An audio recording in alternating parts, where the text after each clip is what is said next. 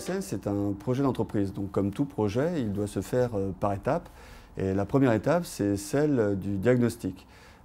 Il faut effectivement faire un premier diagnostic interne sur quelques points. Par exemple, la qualité des données à transmettre, le niveau de formation aussi des équipes qui traditionnellement font la paie. Est-ce que les mêmes équipes vont pouvoir faire la transmission de la DSN? Tout ça, ce sont des questions en fait, de phase de diagnostic et qui vont conduire à des prises de conscience ou à peut-être des conclusions sur une évolution de l'organisation. Ça, c'est la deuxième étape, faire évoluer l'organisation, même si dans la majorité des études et des enquêtes qu'on a pu faire avec les clients qui ont déjà implanté la DSN, il n'y a pas de gros impact sur l'organisation et au final, les personnes peuvent tout à fait intégrer le process de la DSN, mais c'est un point qu'il faut anticiper et analyser. Le troisième point, c'est effectivement le planning. Quand on a un projet à mener à bien, il faut effectivement se donner des échéances dans le temps et une date butoir par rapport à cette échéance.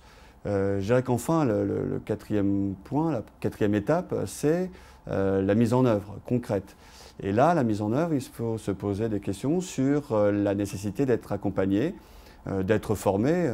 Nous avons des solutions d'accompagnement via les revendeurs sur l'ensemble du territoire de France, mais aussi des solutions de formation à distance ou bien en présentiel et qui permettent aux différents responsables de la DSN de se former à ce nouveau process et à l'intégrer de manière graduelle et en toute sérénité. Autre étape à ne pas oublier, c'est se donner le temps de pouvoir faire un flux DSN test afin de voir si les paramétrages dans le logiciel sont conformes et efficaces, efficients.